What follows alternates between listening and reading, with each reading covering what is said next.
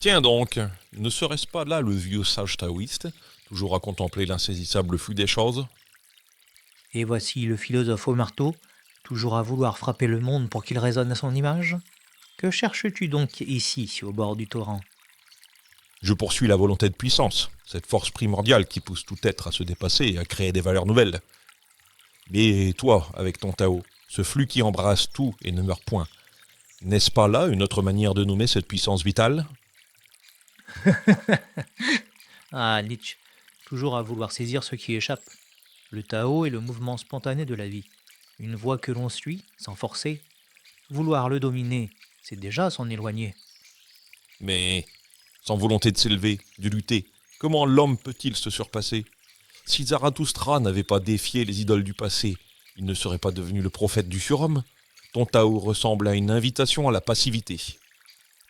Ne confonds pas l'acceptation et la résignation, mon ami fougueux.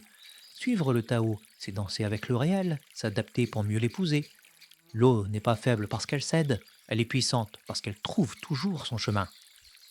Mhm.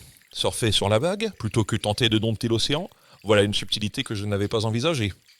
La véritable puissance est dans l'adaptation créative, non dans la confrontation. Regarde cette eau. Elle épouse la forme de chaque obstacle et finit par éroder la roche la plus dure. Suivre le Tao, c'est devenir comme cette eau. Si la volonté de puissance ne serait pas un acte de domination, mais une affirmation joyeuse du flux de la vie, une danse avec le tout, un amour fatigue cosmique. Tu commences à comprendre. La vraie puissance est dans l'harmonie dynamique, un équilibre subtil entre l'être et le devenir, l'affirmation et l'adaptation. Aurais-je entrevu un surhomme taoïste, celui qui danse avec la vie, qui transcende la lutte et atteint la légèreté de l'enfant? Là où le Tao et la volonté de puissance se rejoignent, l'homme se dépasse en redevenant pleinement lui-même, en harmonie avec le tout. Aucune négation, aucune contrainte, juste l'affirmation souveraine du flux.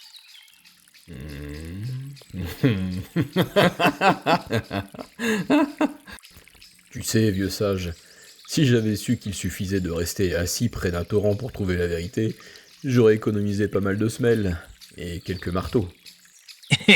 Et moi, si j'avais su qu'un marteau suffisait pour frapper les illusions, j'aurais peut-être fait moins de détours dans les montagnes. Mais alors, Nietzsche, qui aurait trouvé le chemin jusqu'ici?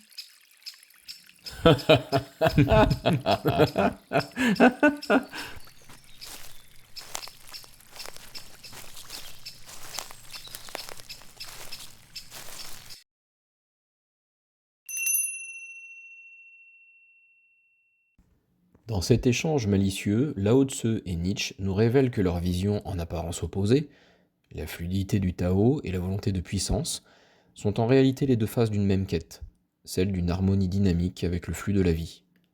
Le Tao nous invite à épouser le mouvement spontané du réel plutôt que de vouloir le contrôler. La volonté de puissance, quand elle est comprise comme une affirmation créatrice et non comme une domination, est cette capacité à chevaucher le flux, à danser avec lui. L'harmonie dynamique est précisément cet équilibre entre acceptation et affirmation, entre être et devenir. C'est en embrassant la totalité de l'existence, en disant oui à tout ce qui est, que nous nous libérons des fardeaux de la négation et de la stagnation.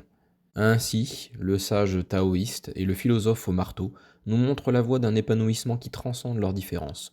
Devenir pleinement soi en s'accordant au rythme de la vie, en élevant sa volonté au diapason du tout. Un art de vivre où la légèreté et la profondeur se conjuguent dans une danse joyeuse avec le mystère de l'être.